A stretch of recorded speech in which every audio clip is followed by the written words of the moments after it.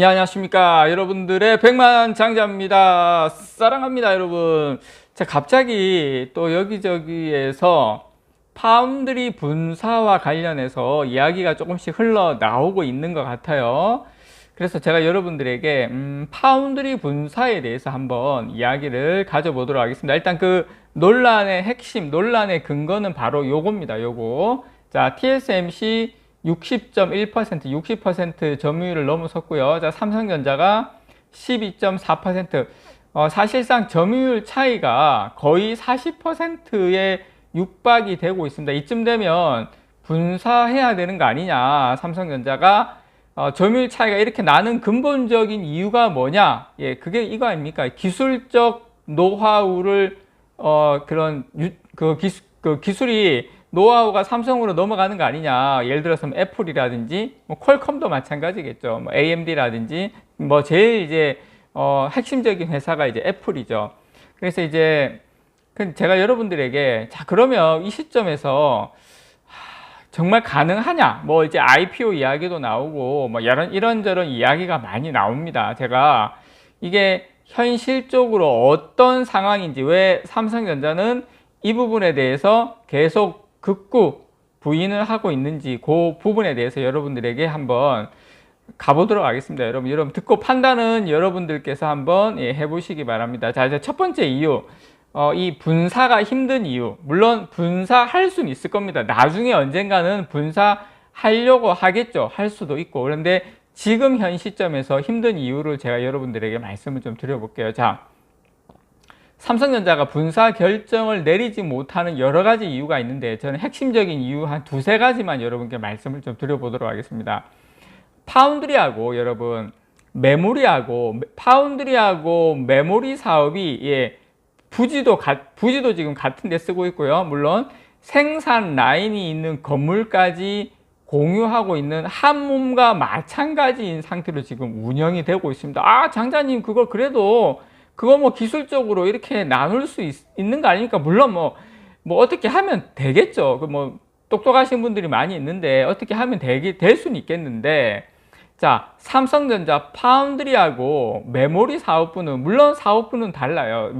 파운드리하고 메모리 사업부는 지금 화성하고 평택 캠퍼스에서 동일한 부지를 활용하는 것은 물론이고요. 그 다음에 건물 내에 라인만 달리한 공장이 다수입니다. 라인만 달리한, 그러니까 같은 공장인데 라인만 달라요. 라인만. 파운드리하고 디램하고 예를 들어서. 그래서 사실상 두 개의 팹이 한 지붕 아래 있는 셈입니다. 그러다 보니까 어떻게 되겠습니까? 훨씬 여러 가지 효율도 있겠죠. 그런 부분도 무시할 수 없습니다. 특히 여러분, 이 극자외선 EUV 첨단 공정의 경우에 파운드리하고 메모리 부문이 라인을 공유하는 곳도 많이 있습니다. 두 개 같이 라인을 공유하고 있어요. 특히 EUV 첨단 공정 같은 경우에. 그러니까 결국 이 파운드리 사업부가 분사를 하게 되면 이 소유권 결정도 상당히 모호해져요. 물론 그것도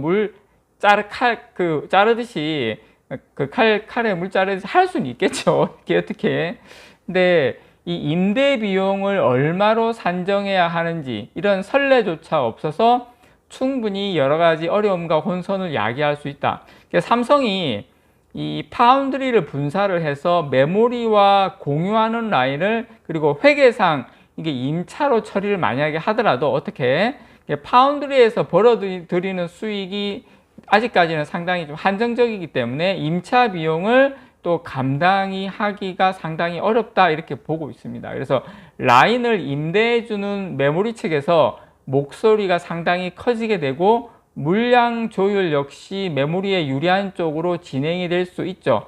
이건 이제 사실상 파운드리를 살리는 것이 아니라 죽이는 결정이나 다름이 없습니다. 자, 그렇다 치더라도 자, 파운드리 그러면 뭐 EUV도 어떻게 뭐 이렇게 칼로 확 자르듯이 잘라. 그 부분까지 해결을 해. 그런데 여러분, 자, 이제 우리가 여기에서 우리가 또 짚고 넘어가야 될 게 뭐냐면, 자, 파운드리 사업부가 독립적으로 그 엄청난 EUV 그 뭐 대당 5천억 정도 하는 EUV 이런 것을 이제 계속 확보를 해야 되겠죠. 확보하려면 뭐가 있어야 됩니까? 사업 자금이 있어야 됩니다. 사업 자금. 근데 여러분 뭐 무슨 IPO로 아니 IPO 제가 삼성전자가 기업 공개를 해서 파운드리 사업부가 IPO를 해서 여러분 여러분 한번 생각 한번 해보세요. 자, 파운드리 사업을 육성하는데 일반적으로 조 단위가 아니라 수십조의 천문학적 규모의 투자가 필요합니다. 자, 파운드리 생산 라인 한 개를 만드는데 지금 현재 기준으로는 한 20조에서 한 30조, 평균 한 25조 정도가 들어요. 이 정도 필요한 것으로 우리가 알고 있습니다. 하지만 지금 파운드리 사업부가 여러분 지금 거의 한 25조, 뭐 많게 30조라고 칩시다. 30조의 영업이익도 뭐 한 5조, 좋아요. 영업이익 5조, 그 다음에 뭐 매출 30조. 자, 여러분. 지금 TSMC가 1년에 투자하는 금액이 거의 한 50조 가까이 됩니다. 50조. 아무리 파운드리가 미래의 성장성이 좋고 막 그렇다 하더라도 매출 30조에 영업이익 5조 회사가 IPO를 해서 막 1년에 막 20조, 30조씩 계속 투자금을 받는다? 저는 힘들다고 봐요. 그래서 또 그렇게 받으면은 그게 다 공짜는 또 아니지 않습니까? 그래서 저는 삼성전자가 삼성전자 파운드리 사업부가 매출 규모에 비춰볼 때 분사가 진행이 된다면 추가적 투자금을 감당하기가 힘들다. 혼자만 있을 때 이걸 감당해서 계속 부족한 그 투자 재원을 감당하기가 저는 힘들다고 봐요. 그 IPO로만 할 수 있는 것도 아니고. 그래서 지금 그리고 이제 TSMC 그래도 삼성전자 안에 있을 때는 그나마 삼성전자라는 게 뭐 매출도 300조 정도 되고 영업이익도 많이 벌 때는 뭐 50조 가까이 되고 이렇게 해서 그런 투자를 이렇게 필요에 따라서는 이렇게 왔다 갔다 하면서 할 수 있는데 파운드리만 분사해서 하기에는 TSMC하고 붙기에는 아직까지는 제가 생각할 때 아직까지는 좀 여력이 힘들다. 저는 이렇게 좀 말씀을 좀 드리고 싶고요. 만약에 여러분 파운드리 사업부가 분할할 경우에 만약에 그럴 일은 없겠지만 인적 분할하거나 주주 가치 제고를 위해서 하겠죠. 그렇게 하면 상관이 없는데 만약에 그게 아니고 LG엔솔처럼 그렇게 간다면 또 주주들의 반발도 엄청나겠죠. 분사 논란에 분명히 휩싸일 겁니다. 물론 그건 뭐 너무 나간 이야기이긴 하지만 그래서 저는 지금 삼성전자가 현재 메모리 사업부, 그 다음에 시스템 반도체 설계하는 LSI 사업부, 자, 또 뭐가 있습니까? 스마트폰을 담당하는 MX 사업부, 모바일 사업부도 있죠. 자, 거기 또 뭐가 있어요? 생활 가전 사업부가 있어요. 그래서 삼성전자가 사실 파운드리 사업부가 분사를 하면 사실 삼성전자가 쪼개지려고 하면 자, 시스템 반도체, 파운드리, 그 다음 LSI 사업부, 설계하는 쪽, 스마트폰, 생활 가전 얼마든지 분사가 가능한 회사예요. 물론 뭐 나중에는 뭐 분사한다는 이야기도 있긴 이렇게도 다 분사할 수도 있다는 이야기 나오지만 그래서 여러 사업부로 나뉘어 있는데 연쇄적으로 분사 가능성도 추가적으로 불거질 가능성이 충분하다. 이것도 또한 배제할 수 없다라는 거 여러분께 말씀을 좀 드리고 싶고요. 그리고 삼성전자의 파운드리 사업부하고 메모리 반도체 사업이 공유하고 있는 기술적 자산들까지 고려할 때